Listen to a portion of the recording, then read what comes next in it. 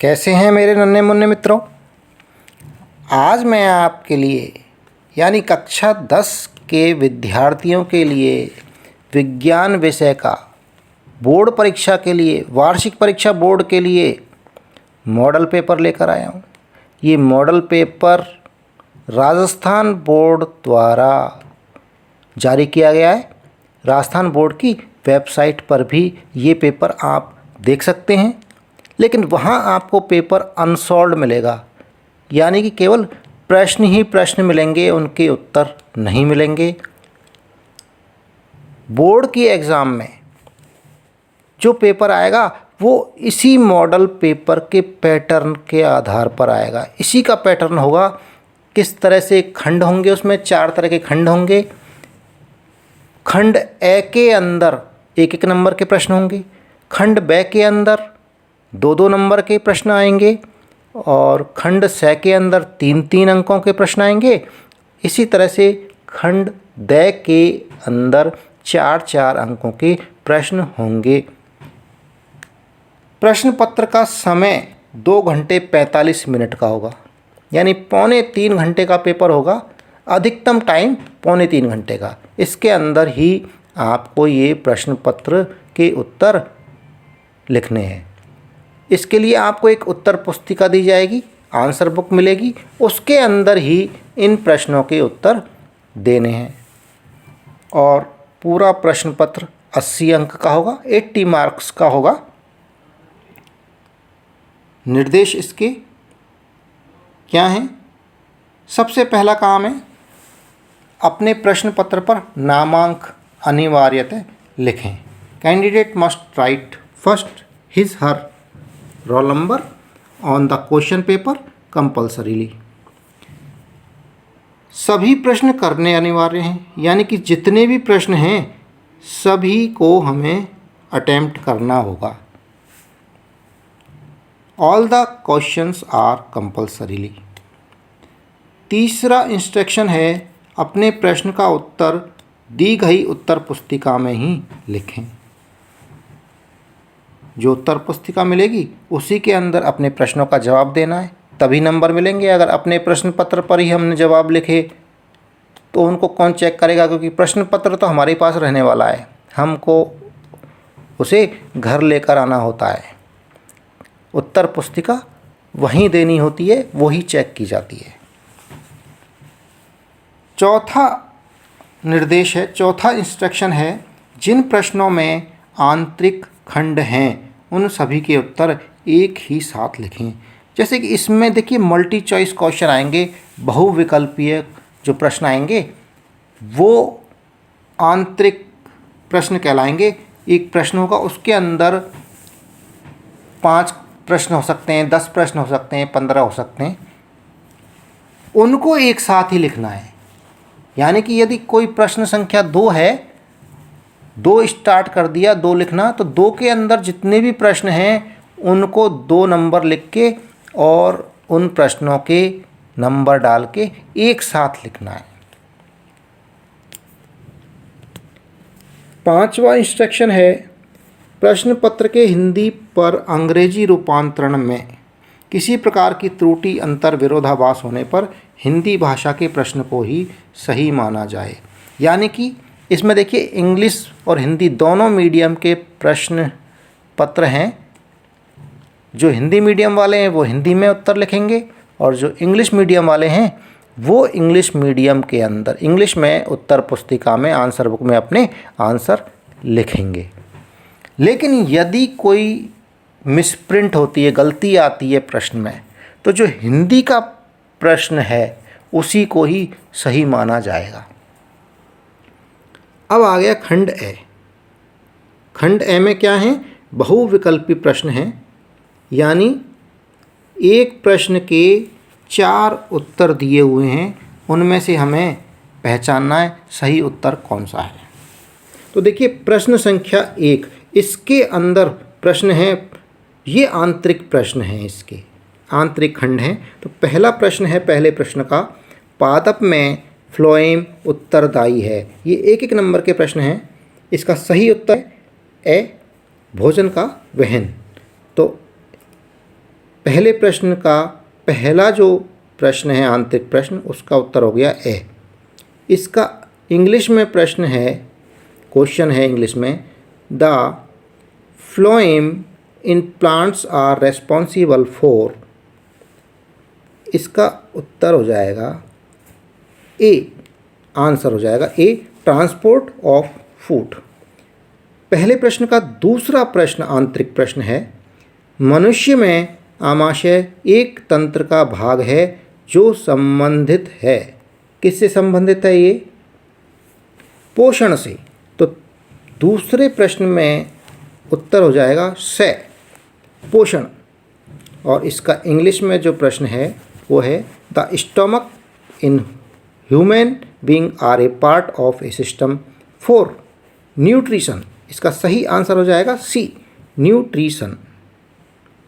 अगला प्रश्न है निम्नलिखित में से कौन सा पादप हार्मोन है?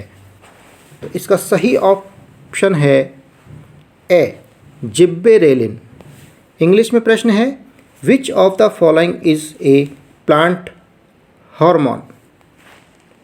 तो इसका सही ऑप्शन आ गया आंसर ए, जिब्बेरेलिन्स।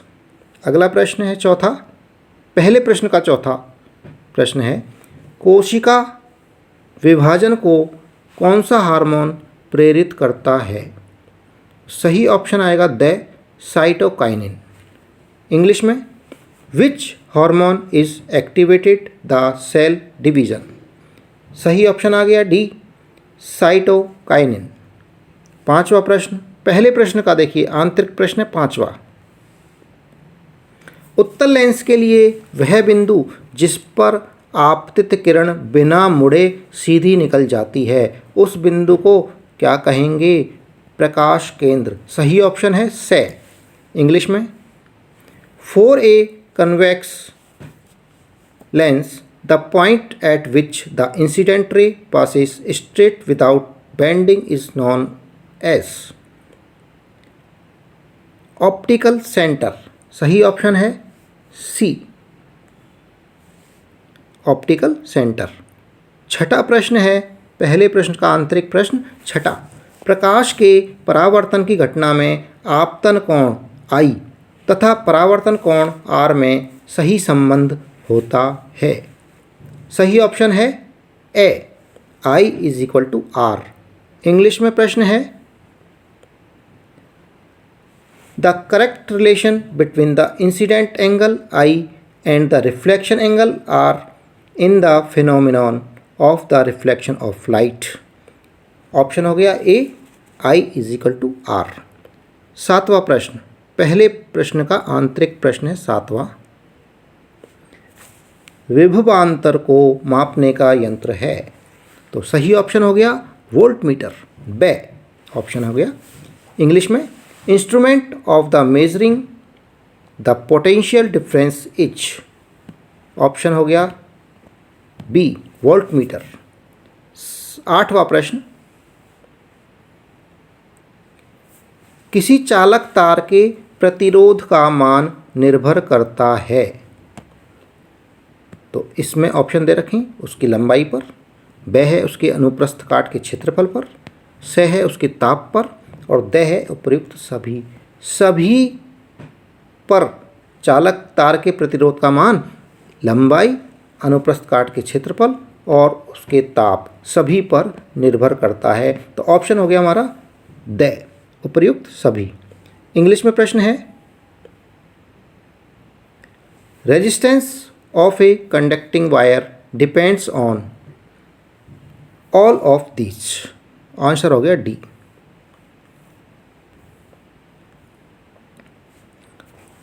नवा प्रश्न, विद्युत ऊर्जा को यांत्रिक ऊर्जा में रूपांतरित करने की युक्ति को कहते हैं, क्या कहेंगे? मोटर।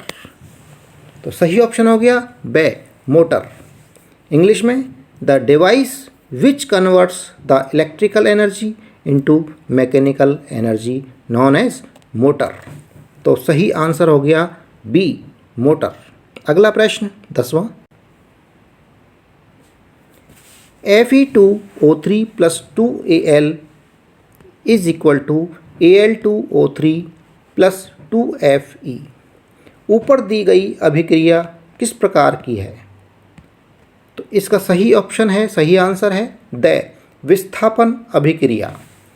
इंग्लिश में प्रश्न है Fe2O3 plus 2Al is equal to Al2O3 plus 2Fe। The above reaction is an example of, तो आंसर हो गया सही ऑप्शन डिस्प्लेसमेंट रिएक्शन। अगला प्रश्न 11वां, पहले प्रश्न का आंतरिक प्रश्न 11वां। अपचन का उपचार करने के लिए निम्न में से किस औषधि का उपयोग होता है? जब कुछ पचता नहीं है तो उसके लिए क्या लिया जाता है? एंटीबायोटिक नहीं ली जाती, एनाल्जेसिक्स भी नहीं लेते क्योंकि ये दर्द के लिए होती है, एंटीसेप्टिक भी नहीं लेते। सही ऑप्शन आ गया हमारा से एंटासिड। इंग्लिश में प्रश्न है which one of the following types of medicines is used to treating indigestion? Digestion के लिए सही ऑप्शन हो गया एंटासिड। 12वां प्रश्न, पहले प्रश्न का 12वां आंसर। खाद्य पदार्थ के डिब्बों पर जिंक की बजाय टिन का लेप होता है क्योंकि? सही ऑप्शन है से टिन की अपेक्षा जिंक अधिक अभिक्रियाशील है। तो खाने के लिए हमें ऐसी चीज़ चाहिए जो रिएक्शन जिसका कम होता हो, हमारे खाने पर रिएक्शन नहीं होना चाहिए, इसलिए हम टिन का लेप करते हैं खाने के डब्बों पर जिंक की बजाय। इंग्लिश में food cans are coated with tin and not with zinc because? Option हो गया C zinc is more reactive than tin. अगला प्रश्न, प्रश्न संख्या 2, रिक्त स्थानों की पूर्ति कीजिए। इसके आंतरिक प्रश्न हैं एक एक नंबर के। पहला प्रश्न है नर में रिक्त स्थान हार्मोन का स्रावण होता है, तो इसका सही ऑप्शन आ जाएगा टेस्टोस्टेरोन। रिक्त स्थान में आ जाएगा नर में टेस्टोस्टेरोन हार्मोन का स्रावण होता है। इंग्लिश में the secretion of testosterone hormone in males. अगला प्रश्न है दूसरे प्रश्न का आंतरिक प्रश्न है, आंतरिक खंड का दूसरा। अपशिष्ट उपोत्पादों को शरीर के बाहर निकालने के प्रक्रम को क्या कहते हैं? उत्सर्जन। इंग्लिश में waste by products are removed from the body, their processes is called as excretion. अगला प्रश्न दूसरे प्रश्न का आंतरिक प्रश्न है तीसरा। ओजोन परत सूर्य से आने वाली रिक्त स्थान से सुरक्षा प्रदान करती है। किससे? पैराबैंगनी विकिरणों से सुरक्षा प्रदान करती है। ओजोन परत सूर्य से आने वाली पैराबैंगनी विकिरणों से सुरक्षा प्रदान करती है। इंग्लिश में ozone layer protects against the ultraviolet radiations from the sun. दूसरे का चौथा प्रश्न है कोयला एवं पेट्रोलियम रिक्त स्थान ईंधन के उदाहरण हैं, तो ये आ जाएगा यहाँ पर अनवीकरणीय। कोयला एवं पेट्रोलियम अनवीकरणीय ईंधन के उदाहरण हैं। अगला ये इस प्रश्न का इंग्लिश वाला प्रश्न है the example of blank space fuel are coal and petroleum, तो यहाँ आ जाएगा नॉन रिन्यूएबल। अगला प्रश्न है दूसरे का पांचवा प्रश्न। गोलीय दर्पण के ध्रुव व वक्रता केंद्र के बीच की दूरी की आधी दूरी को कहते हैं, क्या कहते हैं? फोकस दूरी। इंग्लिश में half the distance between the pole and the centre of curvature of the spherical mirror is called as the focus distance. इसका हो जाएगा फोकस डिस्टेंस। अगला प्रश्न है दूसरे का। सारे प्रश्न एक एक नंबर के हैं।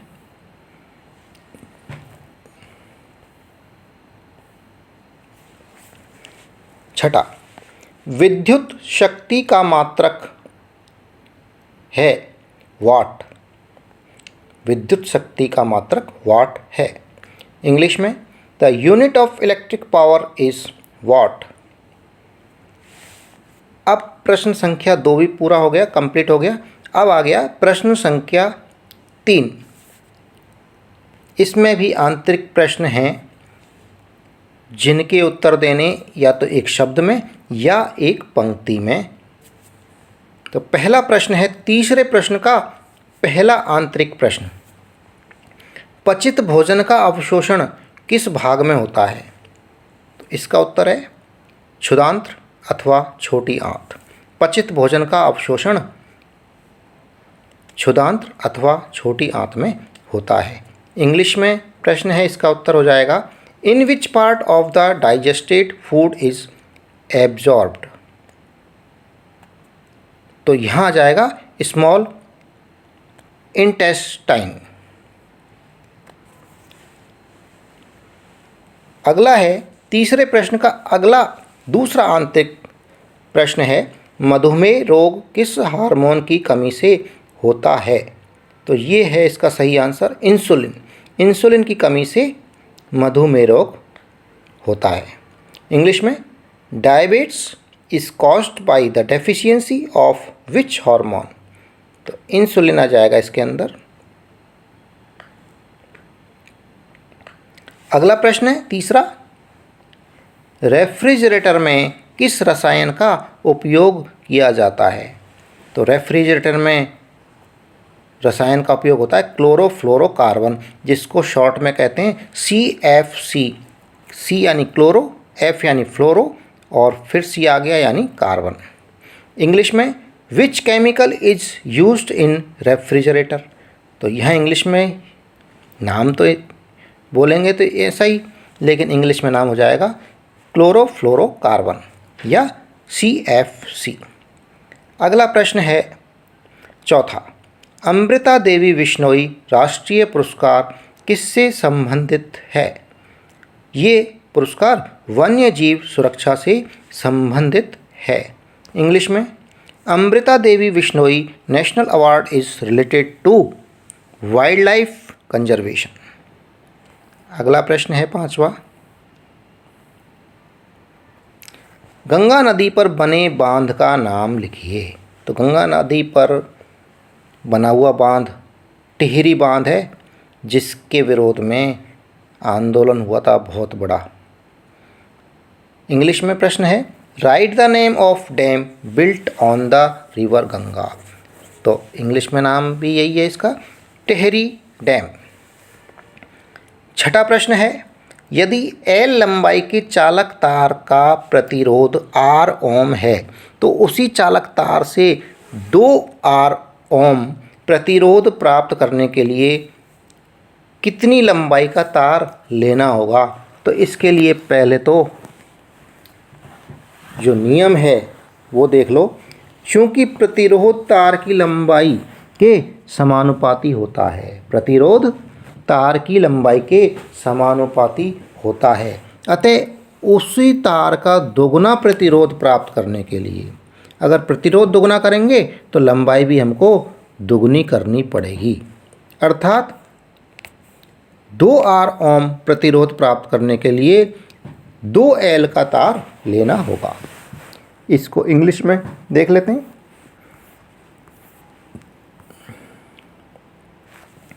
If resistance of a conductor wire of length L is R ohm, what will be the length of same conducting wire to obtain 2R ohm resistance? तो आंसर हो जाएगा the resistance of a wire is directly proportional to its length. So length of same wire will be the double to obtain double resistance, that is 2L. अगला प्रश्न है 7वां।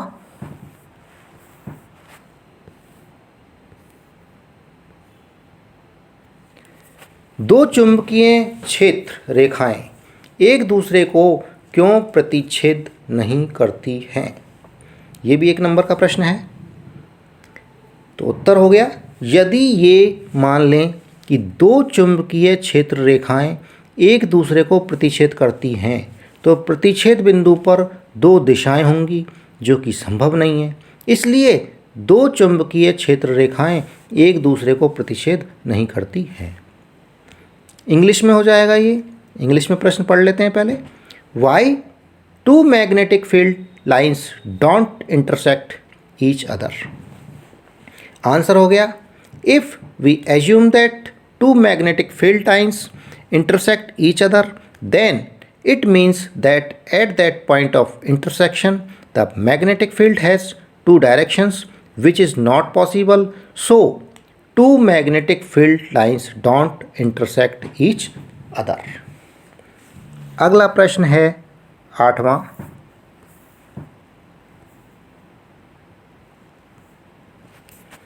किसी परिपथ में धारा प्रवाह है या नहीं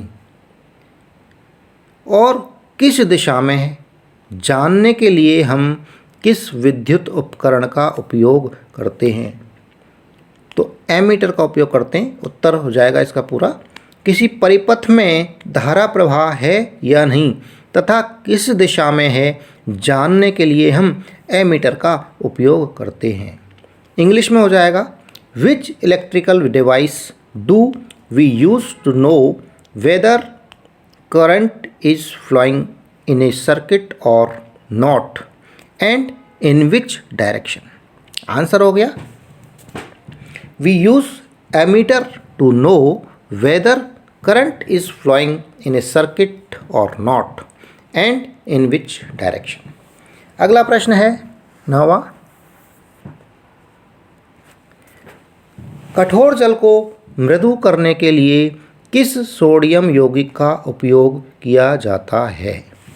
तो उत्तर हो गया इसका, कठोर जल को मृदु करने के लिए सोडियम कार्बोनेट यानी कि Na2CO3 का उपयोग किया जाता है और सोडियम कार्बोनेट को धावन भी बोलते हैं।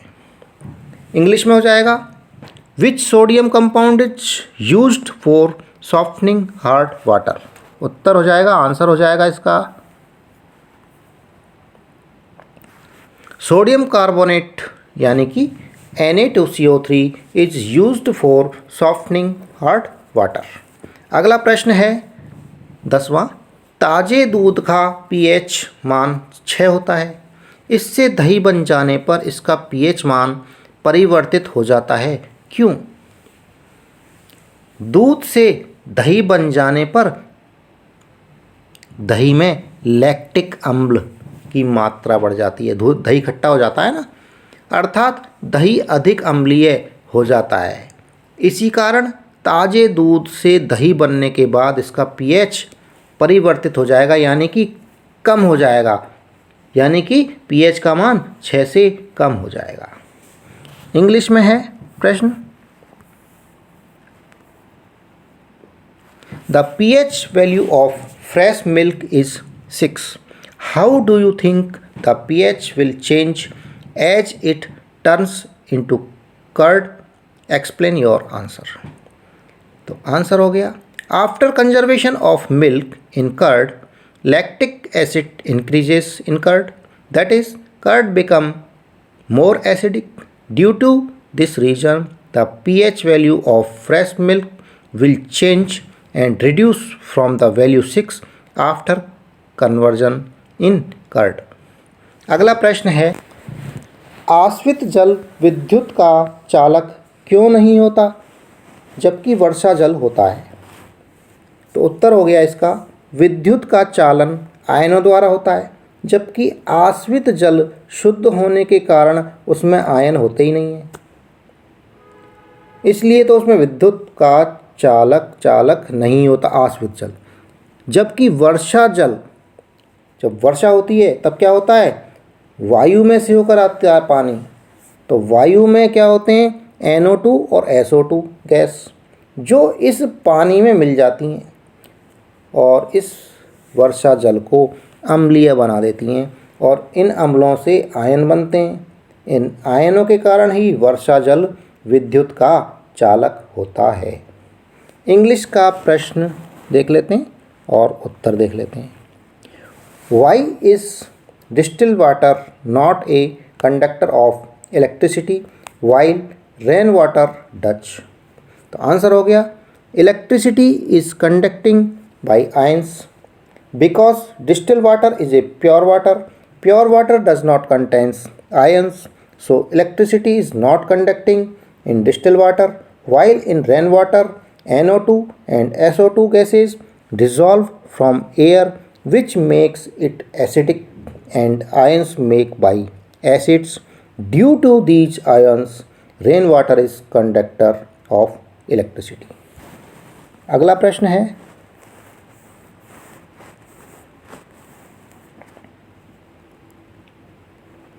बारहवां प्रश्न है CaOCl2 यौगिक का प्रचलित नाम क्या है?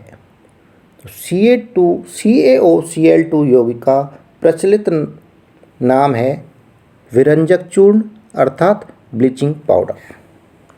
इंग्लिश में होगा what is the common name of compound CaOCl2? English में हो जाएगा the common name of compound CaOCl2 is bleaching powder. खंड ए समाप्त हो गया है, खंड ब शुरू कर देते हैं। खंड ब में प्रश्न है दो अंकों के। लघुत्तरात्मक प्रश्न, प्रश्न संख्या 4 से 16 के उत्तर लिखने हैं। शब्द सीमा 50 शब्द है। तो चौथा प्रश्न है, देखिए हमने 3 प्रश्न कर चुके हैं जिनमें आंतरिक प्रश्न थे 1-1 नंबर के। अब चौथा प्रश्न है 2 नंबर का।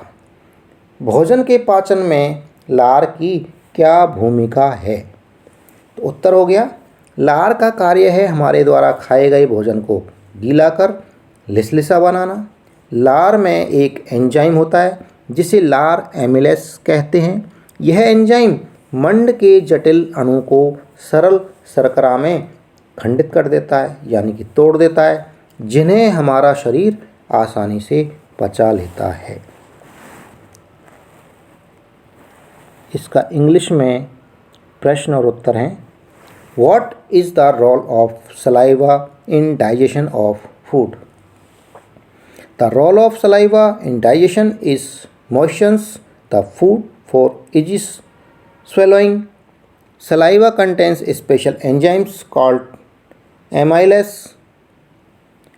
This enzyme breaks starches, complex carbohydrates into easy sugars, which our body can more easily absorb.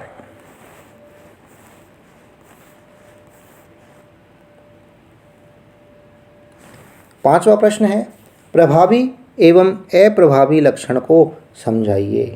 तो इसका उत्तर हो जाएगा संकरण के पश्चात प्रथम पीढ़ी यानी कि F1 में जो लक्षण दिखाई देते हैं उन्हें तो प्रभावी लक्षण कहेंगे, और संकरण के पश्चात प्रथम पीढ़ी F1 में जो लक्षण दिखाई नहीं देते हैं उन्हें अप्रभावी लक्षण कहते हैं। इंग्लिश में explain the traits of dominant and recessive. तो इसका आंसर हो गया after crossing characters appears in the first generation F1 are known as dominant and characters those does not appear in the first generation यानी F1 are known as recessive. अगला प्रश्न है छठा, एक संकर एवं द्विसंकर प्ररूप में लक्षण प्ररूप अनुपात लिखिए। उत्तर हो गया एक संकर प्ररूप में लक्षण प्ररूप अनुपात हो गए 3 और 1 का अनुपात हो गया, और द्विसंकर प्ररूप में लक्षण प्ररूप अनुपात हो गया 9:3:3:1। इंग्लिश में right the phenotypic ratio of monohybrid and dihybrid. Answer हो गया the phenotypic ratio of monohybrid 3 और 1 का हो गया। The phenotypic ratio of dihybrid हो गया 9:3:3:1। 7वां प्रश्न है, जैव निम्नकरणीय किसे कहते हैं? उत्तर देख लीजिए। पदार्थों के जैविक प्रक्रम अर्थात सूक्ष्म जीवाणुओं द्वारा सरल पदार्थों में अपघटित होने को जैव निम्नकरणीय कहते हैं। इंग्लिश में what is called biodegradable? Answer substances which are broken down into simple soluble forms by biological process, that is by bacteria, is known as biodegradable। 8वां प्रश्न है, प्रकाश के अपवर्तन के नियम लिखिए। तो प्रकाश के अपवर्तन के नियम देख लीजिए। पहला है आपतित किरण, अपवर्तित किरण तथा आपतन बिंदु पर खींचा गया अभिलंब एक ही तल में होते हैं। पहला नियम तो ये है। दूसरा नियम है किन्हीं दो माध्यमों तथा एक ही रंग के प्रकाश के लिए आपतन कोण की ज्या यानी साइन तथा अपवर्तन कोण की ज्या यानी साइन का अनुपात नियत यानी निश्चित यानी एक स्थिरांक होता है। इस नियत अनुपात को स्नेल का नियम कहते हैं। अब इंग्लिश में देख लेते हैं। Write the laws of refraction of light. Answer हो गया the laws of refraction of light are. पहला है the incident ray, refracted ray and the normal to the interface of two media at the point of incidence all lie on the same plane। Second हो गया the ratio of the sine of the angle of incidence and the sine of the angle of refraction is a constant, this is known as Snell's law। 9वां प्रश्न है,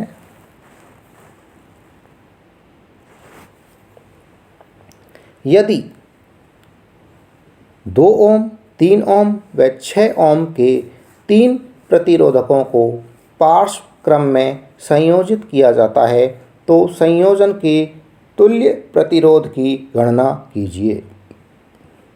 उत्तर आ जाएगा। हमने देखिए उत्तर में ये जो 3 दे रखे हैं ओम, 3 प्रतिरोधकों, तो R1 मान लिया 2 ओम, R2 3 ओम, R3 को 6 ओम को मान लिया R3 के 3 प्रतिरोधकों को पार्श्व क्रम में संयोजित किया है, पैरेलल कनेक्ट किया है, तो संयोजन का तुल्य प्रतिरोध हमने मान लिया RP हो तो फॉर्मूला देख लीजिए क्या है। 1/RP is equal to 1/R1 plus 1/R2 plus 1/R3 is equal to, यहाँ R1 R2 R3 की वैल्यू रख दीजिए तो आ जाएगा 1/2 प्लस 1/3 प्लस 1/6। एलसीएम लैसे निकाल लिया, इस तरह से लैसे निकाला, 6/6 आ गया इज इक्वल टू 1 आ गया, यानी कि 1/RP बराबर 1, तो RP बराबर 1 ओम हो गया। संयोजन का तुल्य प्रतिरोध आ गया हमारा RP कितना 1 ओम। इसी तरह से इंग्लिश में भी इसको कर सकते हैं। प्रश्न पढ़ देता हूँ। If 3 resistors 2 ohm, 3 ohm and 6 ohm are connected in parallel, then calculate the equivalent resistance of this combination। तो यहाँ हमने तीनों ओम जो दे रखे हैं उनको मान लिया, 3 रजिस्टर्स के ओम है, R1 मान लिया 2 ओम को, R2 मान लिया 3 ओम को एंड 6 ओम को मान लिया R3 are connected in parallel, then equivalent resistance of this combination मान लिया हमने RP, फार्मूला ले लिया 1/RP is equal to 1/R1 plus 1/R2 plus 1/R3 और यहाँ वैल्यूज़ रख दी हैं R1, R2, R3 की। इस तरह से हमारा 1/RP1 आ गया 1 और RP आ गया हमारा 1 ओम। अगला प्रश्न है 10वां, विद्युत परिपथ के लिए ओम का नियम लिखिए, इसके लिए आवश्यक सूत्र भी लिखिए। तो ओम का नियम है, ओम के नियम के अनुसार किसी चालक की भौतिक परिस्थितियों अर्थात ताप, दाब अथवा लंबाई में बिना परिवर्तन किए उस चालक के सिरों पर उत्पन्न विभवांतर V उसमें प्रवाहित हो रही धारा I के समानुपाती होता है। ओम के नियम का सूत्र देख लीजिए, V is equal to RI, that is R is equal to V upon I या I is equal to V upon R। English में, write the Ohm's law for an electric circuit, also write the necessary formula for it. According to the Ohm's law, if without changing the physical conditions, that is temperature, pressure or length, electric current I flowing through a conductor is directly proportional to the potential difference V applied across its end. Ohm का formula V is equal to RI, that is R is equal to V upon I या I is equal to V upon R। 11वां प्रश्न,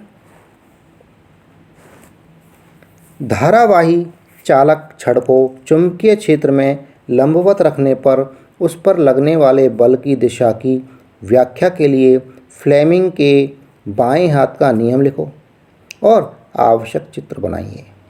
तो उत्तर है Fleming का बाएं हाथ का नियम, पढ़ लीजिए।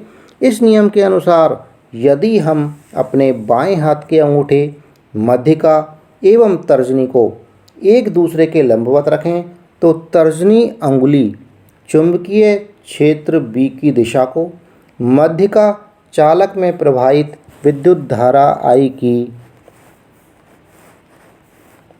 दिशा को दर्शाता है तथा अंगूठा चालक पर लगने वाले बल F की दिशा को दर्शाता है। ये डायग्राम हो गया इसका।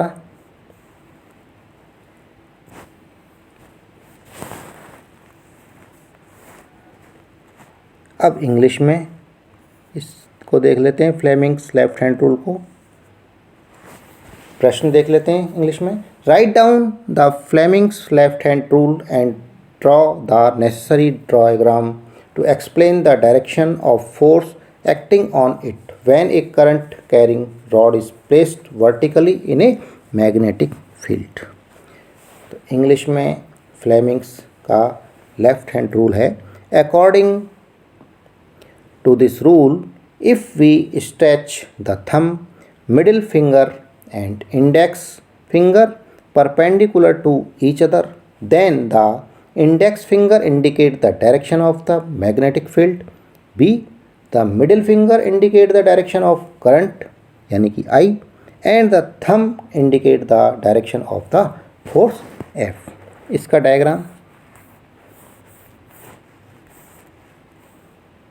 ये देख लीजिए, इसका डायग्राम है, फ्लेमिंग्स लेफ्ट हैंड रूल का डायग्राम हो गया। अगला प्रश्न है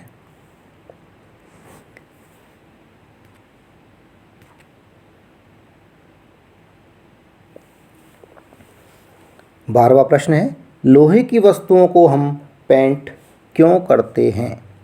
तो उत्तर है इसका, जैसा कि हम जानते हैं कि हवा के संपर्क में आकर लोहे में जंग लग जाती है और यदि लोहे की वस्तुओं को पेंट कर दिया जाए तो वे हवा के सीधे संपर्क में नहीं आएंगी, इस तरह से उनमें जंग भी नहीं लगेगा।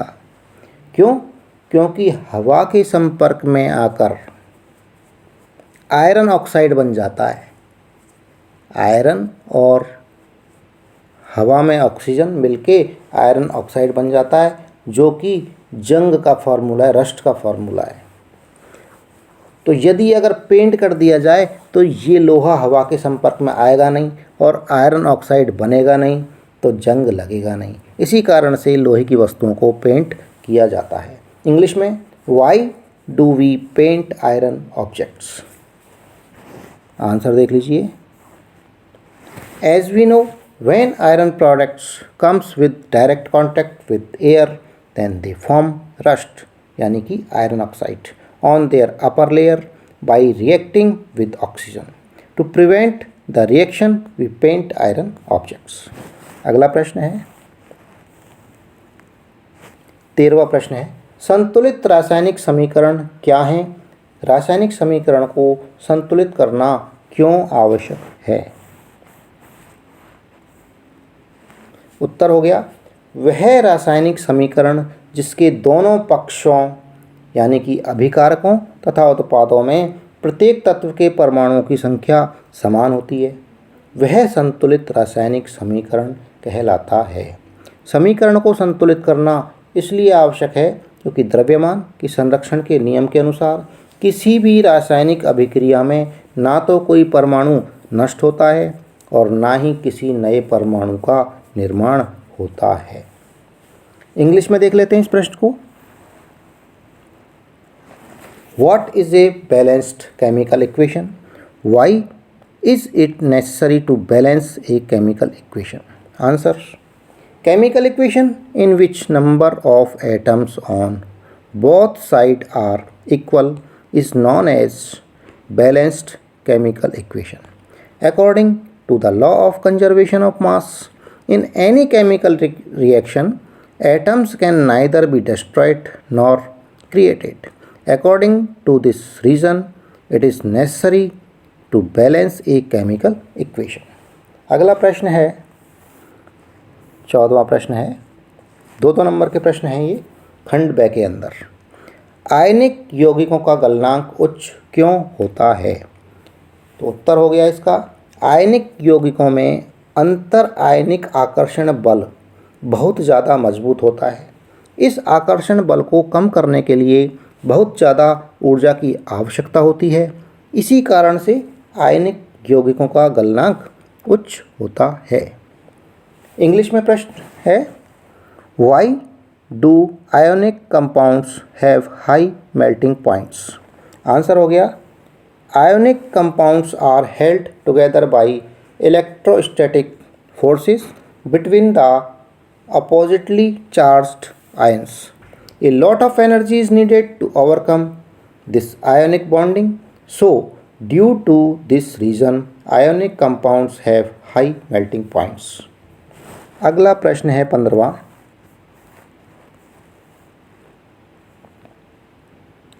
तांबे के विद्युत अपघटनी परिष्करण का नामांकित चित्र बनाइए। तो नामांकित चित्र देख लीजिए, ये नामांकित चित्र हो गया।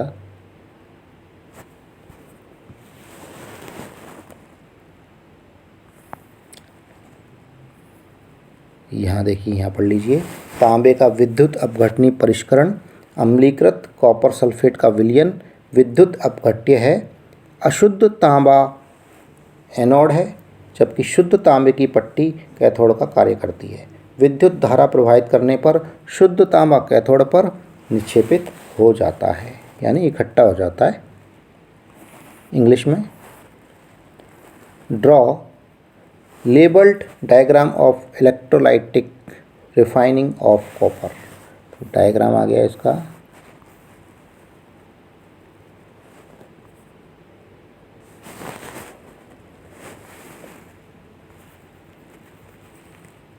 ये देख लीजिए, electrolytic refining of copper. The electrolyte is a solution of acidified copper sulphate. The anode is impure copper, whereas the cathode is a strip of pure copper. On passing electric current, pure copper is deposited on the cathode. अगला प्रश्न है, प्रयोग द्वारा समझाइए कि धातु ऊष्मा के संचालक होते हैं। आवश्यक चित्र भी बनाइए। तो सर्वप्रथम क्या किया, एल्यूमिनियम या कॉपर का एक तार लेते हैं। इसके बाद क्लैंप की मदद से इस तार को स्टैंड से बांध देंगे। तार के खुले सिरे पर मोम का उपयोग कर एक पिन चिपका देते हैं। फिर स्प्रिट लैंप मोमबत्ती या बर्नर से क्लैंप के निकट से तार को गर्म करेंगे। थोड़ी देर बाद देखते हैं कि तार के खुले सिरे पर गर्मी पहुंच जाती है, जिससे मोम पिघल जाता है और पिन उसमें से छूटकर गिर जाती है। इससे ये सिद्ध हो रहा है कि धातु ऊष्मा के सुचालक हैं। क्यों? क्योंकि गर्मी तो हमने दी थी, गर्म किया था एक सिरे पर और गर्मी थोड़ी देर में पहुंच गई दूसरे सिरे पर। उस गर्मी की वजह से मोम पिघला था। तो इससे ही सिद्ध हो रहा है कि धातु ऊष्मा के सुचालक होते हैं। इसका चित्र है, ये देखिए चित्र बना रखा है इसका।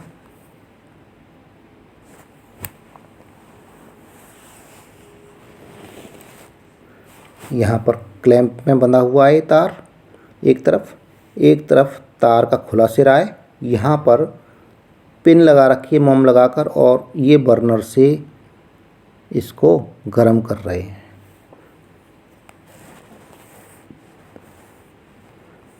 अब इंग्लिश में देख लेते हैं। Explain by experiments that metals are good conductors of heat. Also draw the required diagram. Take an aluminum or copper wire. Clamp this wire on a stand as shown in figure below.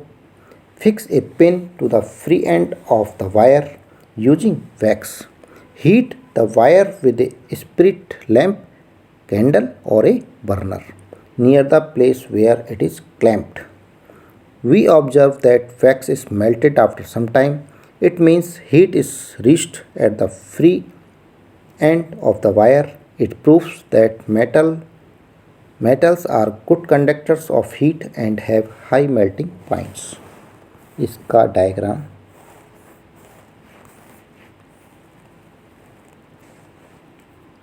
ये इसका diagram हो गया।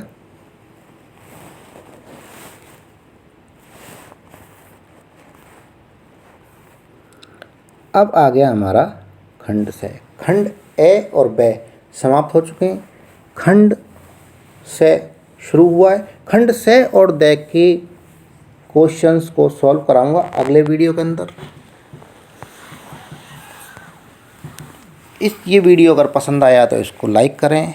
Channel पर जो नए हैं वो channel को सब्सक्राइब कर लें और जल्दी ही विज्ञान विषय का खंड से और द का वीडियो लेकर आने वाला हूँ। धन्यवाद।